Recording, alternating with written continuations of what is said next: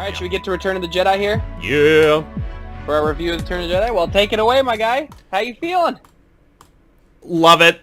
Love it. Sorry, I gotta, I'm on my come down right now from after my little, losing my marbles over people making fun of Visions. Yeah, no, Return of the Jedi it is a perfect cap for that trilogy.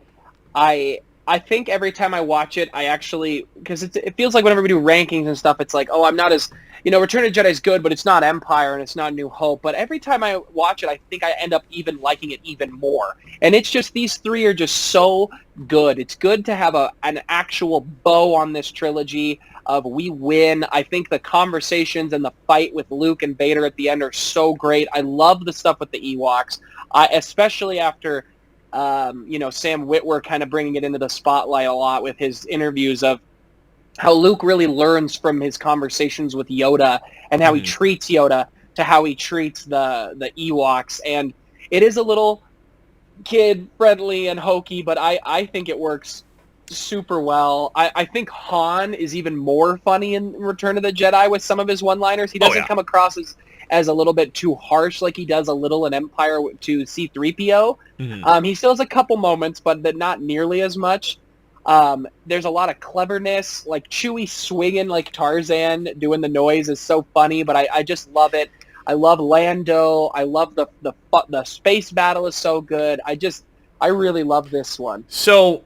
I'm basically in complete agreement with you, minus the fact that I'm just not, and I mean, I know, we've talked about this numerous times as we've been playing games with each other, of like, I'm just not crazy about the Ewoks. Sure. Especially knowing the fact that there was the potential of all of them being Wookiees instead. I just think about what the what could have been kind of a thing, and I'm like, man, that would have been... so good. Instead of Endor. And would have just been insane. Oh, that would have been so cool. Yeah. And I don't know, it just makes a lot more sense of like seeing these massive Wookiees just coming up and throttling stormtroopers like they're absolutely nothing. Yeah. Do you remember the reason why? Was it just a budget reason? That it was just too big of a budget? It was two things. It was a budget reason, and they couldn't find enough tall actors to do that, because just go to the NBA and scoop them all up. They didn't need they needed like especially tall actors to like really to do that. And so I think for a budgetary reason, they were like, well, okay, we can hire a few small people to like take the critical roles that we need, and then we can we'll hire a bunch of children to be in the other ones. So it's a lot less money to do that for the amount of people that we need. Whereas the other one, it's like you have to hire that many adults that are supposed to be in the Actors Guild. Yeah, it's going to be a bit tough. Would have been interesting to see, though, how then, because if assuming that they would have made the Wookiees more primitive and not as advanced as they end up being in the prequel trilogy, because they have legit weapons, because I don't think that aspect changed. I think it said, let's just create a new alien species that's smaller, that can do the same things we wanted. So it would have been interesting to see that, but... I love this movie. Continue, please. I think that we could have. I don't know. I just imagine like Wookiees clambering up AT-STs, and just like rolling up on stormtrooper squads and just ripping into them instead of just getting the sticks coming up and being like, wee! Yeah, them just beating them with them. So that's something funny, because like I didn't even actually really think about this until you brought up that Marcia Lucas edited this one, but specifically towards the back half of the movie, they do such a good job of editing between those three planes of actions that are occurring between the space battle, the ground battle, and what's happening with Vader, the Emperor, and Luke. They do such a good job of not staying in one location for too long to the point that you get bored. Because of those multiple planes of action, it keeps you so locked in to what's happening. It's not, what was it? Someone, I'm about to reference Game of Thrones, funny enough. I think it was, it was one of the extra credit thing, or one of the after the series episodes where they were talking about like, we didn't want to do the battle the entire time. We wanted to have Arya come in during like the quiet scenes inside of the castle to like break things up, because if you just do a battle for the entire time, it's gonna get really repetitive, and you're just kind of gonna zone out from it. Which, filmmaking, I do actually agree with. That if you do nothing but entirely action and the same exact thing, play one note, it's all just gonna be very boring after a point in time. So they do a good job of bouncing to that, like, the really emotional and, like, dark scenes that are on the Death Star. Coming back to the fun, like, okay, we're on the ground, we're on speeder bikes, or we're taking down AT-STs, and then all of a sudden we're high-flying in space right now. We're going through the Death Star, and 10 out of 10 for them bouncing back between all those different planes of actions as they did. Yeah, I like that point. I think it does depend on the battle, and this battle is so long that it's needed because it's a good portion of the movie. Where, like, in Game of Thrones, that battle with Arya is very long. It's pretty much the entire episode. Where, like, then you look at the Battle of the Bastards, which is a little bit shorter of a battle, and it depends for sure. But I think they do play off each other so well. It goes from, like, darker, more intense individuals to a bigger, little bit more fun, broader fight. Right. And the space battle, which is a little bit more intense, too, with them flying around. But, yeah, the ending is just so good. I mean, it is just, it's arguably the perfect trilogy. I mean, it really is. I'm not sure there's necessarily outside of, like, Lord of the Rings is close, but outside, for some people, the Dark Knight trilogy is close, but it's tough. It legitimately might be the perfect trilogy. It's wild to me that, like, the Ewoks is the only thing that brings it down for me on this one, but sheerly of how good, how much I love the space battle, but more importantly, how much I love what's happening with the Emperor, Vader, and Luke. That alone, that whole section, I think, just elevates this movie so high that I think, after rewatching it, I don't know if I can do this, but I might have to say I like it a little bit better than A New Hope. But I'm constantly, like, back and forth of, like, which one I like more. Yeah, I have A New Hope over it, but it's Return of the Jedi is just so good. I think I've had some other movies, some spin-offs ahead of it, and I'm just not sure that that's going to be there anymore. Because I've had it at 4 with The Last Jedi in there for a long time, and I'm curious when I rewatch the sequel trilogy how I feel, because it's so hard not to. It's the ending of a perfect present. I mean, even if there's one or two things that bring it down the whole trilogy a slight notch, I mean, you can find those in most trilogies, but there's nothing that is so overwhelmingly. Like, it doesn't have a Rise of Skywalker. It doesn't have something that really puts an anchor on how bad it is. It's really good. Right. The fight is really good. The conversation's really good between Luke and his dad when he takes the helmet off. Poor Anakin. He aged way too fast in that little bit of time. Poor guy is he looks like Zordon in the Power Ranger movie when they find his real body is what he looks like. I also kind of feel bad for the Disney edit of them. Like, don't get me wrong, I think it's fun that they put Hayden Christensen in the end. But I do feel bad for Sean Sebastian not being the guy that shows up for the end bit. I wish it would have been him, and I get because they put in Anakin from episode 3 as where when he was last really Anakin Skywalker, but I like that it is more what he would have looked like, not been disheveled and killed at that age. Right. One thing that we talk so much about how we didn't need this or that in the special editions, but I actually do like the celebration that they put in for the special editions where you go through all these planets we've learned. Yep. I actually think that is a very cool moment when they go to, like, you can see some pretty funky-looking Gungans when they get to Naboo and things, but for the most part, it looks really good, and you still get the flying overhead on Endor, but I think it's fun seeing the entire galaxy celebrate this, not just, and all these planets we visited so many times, not just Endor. Right. So I do think that is a moment fans don't talk about enough that really works. I agree. It's like it ties between the prequel trilogy and then the original trilogy, it really does a great job of tying a nice little bow on everything. Yeah, I agree. The only, I mean, the only kicker is like, I love the celebration in what it is for the story and the movies and so on. It's a nice little bow on everything at the end of it. I guess, like, the other side of me is like, oh no, we blew up the Death Star, now we got, like, 10,000 more Star Destroyers and all of their Stormtrooper legions to still deal with. Yeah. But like Jabba's palace, like we see the seedy underground. We finally kind of get that seedy underground side of what Star Wars is, of seeing what the yeah, we haven't even talked about Jabba's palace. Yeah, the fight with the Rancor, and also like one of the best bits of puppetry and like creation in just Jabba alone.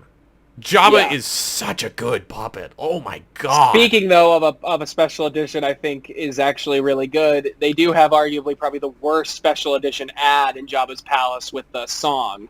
Oh right, yeah. It's pretty bad, but I do like Luke so cocky. It's like you didn't finish your training, your buddy gets it taken, your hand gets walloped off, and the next time we see you, you go from pretty beaten to having a little bit of hope to like super cocky. Like, I'm a full-fledged Jedi now. And he's like shoving people against the wall. And I get why they did that, because they wanted him in the all black, be a bit more cocky. They wanted him to be like, we could feel that he might actually listen to the Emperor. Which I get, but it is a little funny when you watch it, how cocky he truly gets. You know, fans talk about this isn't the Luke at Return of the Jedi to Last Jedi, but you know, you really look at the Lukes between 5 and 6, and they're pretty different Lukes. You ended up doing a lot during those 2 years, didn't you there, my guy? Yeah. But yeah, he's I like it. I like C-3PO quite a bit in Jabba's palace, where he just is so freaked out, and then he joins and he's trying to be the best he can. He's just getting slapped around by Jabba all the time. It's so funny. Yeah, I think it's a really fun movie, and I think it's really good. And I love the Jabba stuff. I love them killing him. I love the saving, you know. One of my favorite lines. I thought you were blind. No, I can see a lot better now. He just shoots. It's all coming back to me now. Wait. We talk about how such a menacing villain in Episode 5 with Boba Fett's just hanging around for him just to get whapped by a blind Han Solo. Where? Boba Fett, where? Han, you can tell when Han got there, they were like, look, you're kind of hokey in this movie. And he was like, all right, fine, I'll do it. Yeah. Like, he wasn't supposed to be in the movie. But or the tapping the stormtrooper on the shoulder, running around the corner, and then there's all the rebels that are just like hanging out there. Yeah. It's so good. It's so good. Also the Rancor. Holy crap. I'm still just blown away as to how good they made the Rancor pit look. Yeah, it's awesome. I think there was like there was one or two moments where you could tell with the stereoscopic cutting that they had to do on like like he's going to get picked up, and you can kind of see where they there's kind of an unnatural transition of where like the edging of the Rancor is, and then with Luke getting picked up but like I would say like 95% of the shots that happen in there just look so good. And there's something... Yeah, they do. There's something about... CG is getting to the point where it looks really, really flippin' good. Thanos, I think, is one of the biggest examples of, like, you just took a giant purple alien and made him look insane. Gave him pores. Gave him moving pores. I mean, you can tell, but at the same time, it's so good that it's getting to the point where we like. Eventually, we're not going to be able to tell that these are animated people. Like you can tell, but like the fact that he can throw a moon, and I truly believe he's throwing a moon, is insane. Yeah. But there is something special about that practical. There's just something so good about, and I mean, props to all of like not only the people that made all of the props for the Rancor and the puppets and so on, but also two, I mean, the technical wizardry that it takes to make it move and look like it feels like a real living thing that exists. And I'm just, I don't know, I still get blown. I know a lot of people that aren't as big or didn't really grow up with the original trilogy will come back and watch some of these and they're like, oh, they don't look... The original trilogy doesn't look really that good, and I have a hard time watching it, but it's I'm just... There are times where I come back and I watch these, and I'm still just blown away as to how good they made things look. It's funny, too. We give George so much flack for... well, a lot of people did. I don't know. You and I didn't. But, you know, George doing so much with green screen, how hard it is for actors to act against a green screen. But the tech was still just not quite there because everything he did and created for those movies ended up getting advanced and advanced and advanced. I mean, Jar Jar's really one of the first ever, like, motion capture performances we've ever had. And, like, could you think, like, imagine now if we were getting that trilogy now. It was George Lucas is making a trilogy after all these movies, and it was announced that, you know, whether it's Ahmad Best or if it's, they say Andy Serkis is playing character Jar Jar Binks, we'd be out of our minds excited for who that character would be and how well of a job he would do. And, you know, Ahmad did the best he could, but, like, a lot of it really goes down to George. Like you see those images of Amelia Clark talking about how she had to act against a tennis ball that was her dragon. And she does a great job because she had better directors. And George just struggles with actual actor direction, which is just always what it's really come down to for Star Wars, which is why he's always wanted other people to make his movies, not him. He always wanted other people to direct them. Which also goes to show you that, I mean, like, I think the casting just between Harrison Ford, Mark Hamill, and Carrie Fisher. I just think that was one of the best castings that I've ever seen in movies. That the chemistry and the talent that we see that is put on by those three people, it just bleeds off the screen in all three of these movies. And I mean, that's also why they've become icons of pop culture as well. I mean, yeah, that's true. It's absolutely insane. Oh man, I'm just kind of rolling through here. Oh, you know, still some of the things that blows my mind is, I think I found this one out a couple years ago, of, like, you know, the scenes with either the Emperor or Vader coming onto the ship, in, like, landing in the hangars, and they only had so many extras, so they lined them up, and then the rest of it's a matte painting. Are you kidding me? I never even knew that was, or would have even thought that was a matte painting behind there, unless someone had pointed it out to me. Like, it looks so good. The talent that is on Showcase of people not only having that thought process of, like, okay, so the camera's going to be here, here's what the scaling of all of them are going to look like, and so we have to make everything not only blend into what the camera is looking like at that from the angle of what it's looking like, but then also scale everything properly to that point. Insane. Props on the cinematography. It's something special about those old camera tricks, which is what Hollywood people say all the time. You know, you hear Christopher Nolan, he's like, it's all that old school filmmaking that's so much better. And it's like, you make nothing but a giant CGI fest, my guy. Yeah. Like, what are you talking about? But, yeah, Return is just awesome. Where do you have it ranked so far for what we have seen? Let me pull up where Star Wars rankings. Here we go.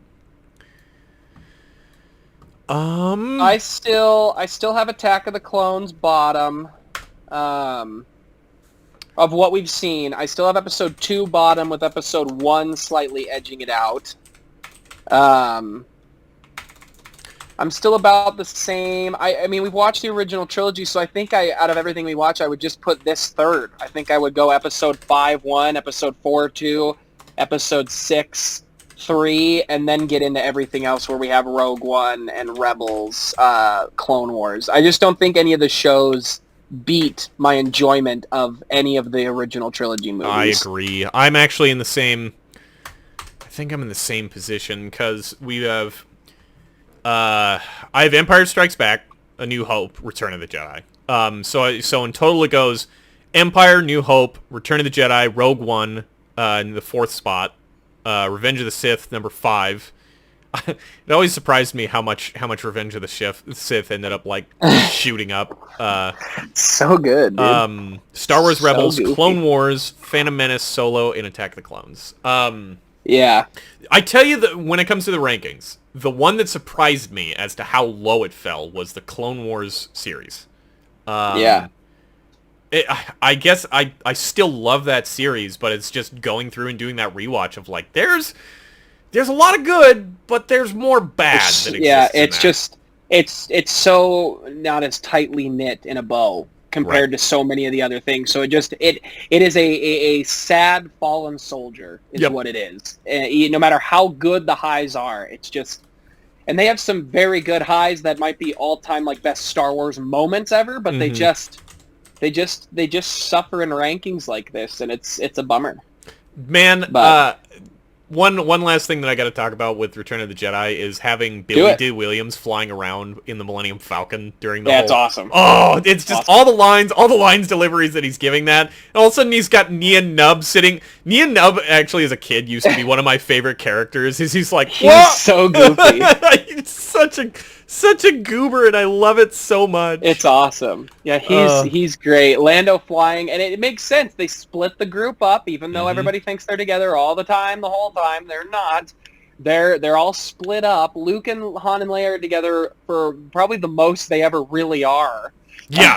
Outside of maybe A New Hope in for a little bit, but I love that Lando is taking on the space mission. You get to bounce. It makes it more what Game of Thrones was so good at doing, is bouncing around to these different epic things and not losing the greatness of jumping to in this movie. We're jumping around and it works because we care about all these characters. I mean, Lando's really not in either movie that much. He's not really in the original trilogy that much. But we love him because he makes a big impact. He's the scoundrel. He's the fun. He's charming. He's charming. He's cool, but he can be a goober as well at times, and you'll love to see it. That is the big difference between him and Han. They're so similar, but Lando is just so much more charming. Yes. In a I can win the room. You'll win the person, Han, but I'll win the room kind of aspect, and I love it. Man, did you ever have that thing growing up as a kid as well of riding through the forests in Montana and like on a bicycle, pretending to be one of the like I used to love doing this, of like flying through the woods like way too fast to the point that I probably would have like broke my neck if I had taken a wrong turn. But I was like, oh yeah, I'm a speeder on the forest moon of Endor. Oh, this is so cool. Oh, absolutely. Absolutely. I thought that. That's the best part about Star Wars. Still being a kid and feeling that. But anything else? Should we wrap this up? Overall, just amazing. Love the Emperor scenes. This used to be my favorite space battle of all time, but then Rogue One straight up, I think so. Rogue One might have taken it. It's just pretty good. Looks so much better. Which is weird because budgets help. Do you think? I actually, weirdly enough, think that the Death Star trench run, I actually think looks better than the final fight scene. I think there's more cooler stuff that's happening during this one. But I actually think the space battle scene from the trench run actually looks better than this one. I don't know. What are your thoughts on that one? Because they don't go through the trench, they go through into the Death Star and blow it up on the inside. But I'm just talking about the space battle, like visually how everything looks. I think this one has some better shots. Like in A New Hope, there's the same shot that's used like 6 times of all the X-Wings turning at the same time.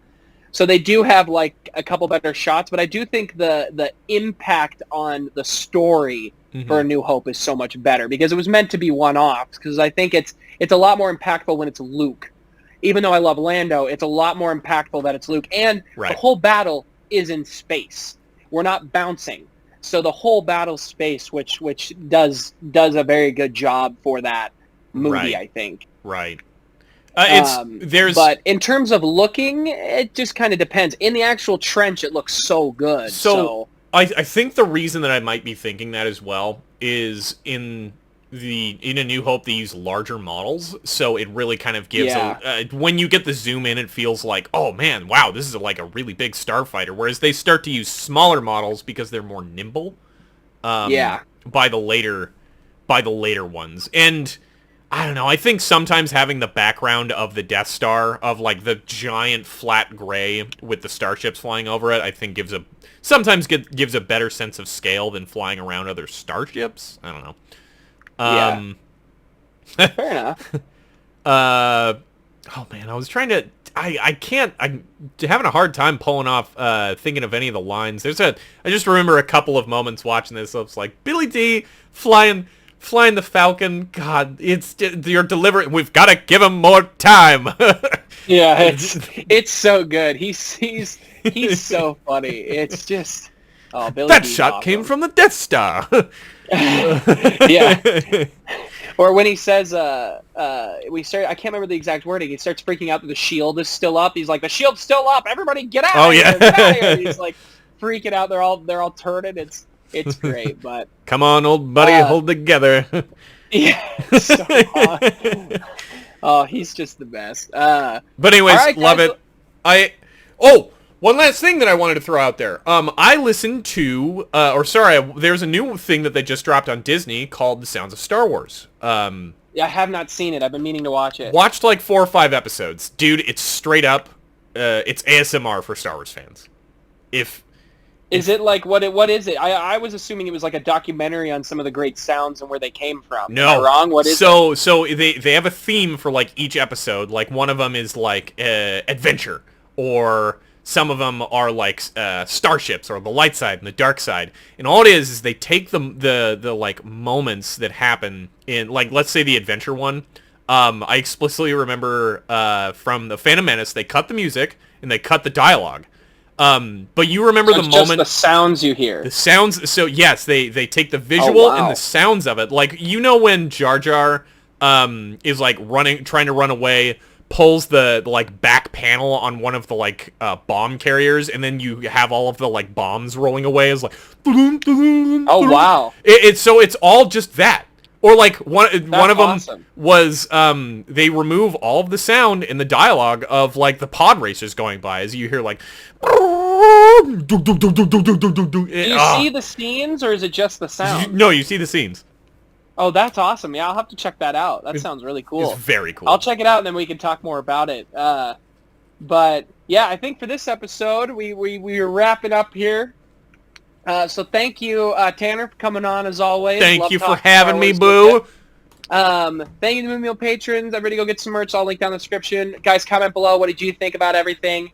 Next is Mandalorian Season 1. I mean, unless we push through and somehow get both seasons done on time, we'll probably just do Season 1, but we'll see. So we'll be talking Mandalorian next in our rewatch, and then after Mandalorian, we get right into the sequel trilogy. So that's all that's left, right? It's just those 4. It's the Mandalorian show and then the last 3 movies. So we're actually finishing this long journey that's taken about a year to do almost. So God, it's been that long. I guess not a year, but it's been good handful of half a year. Yeah.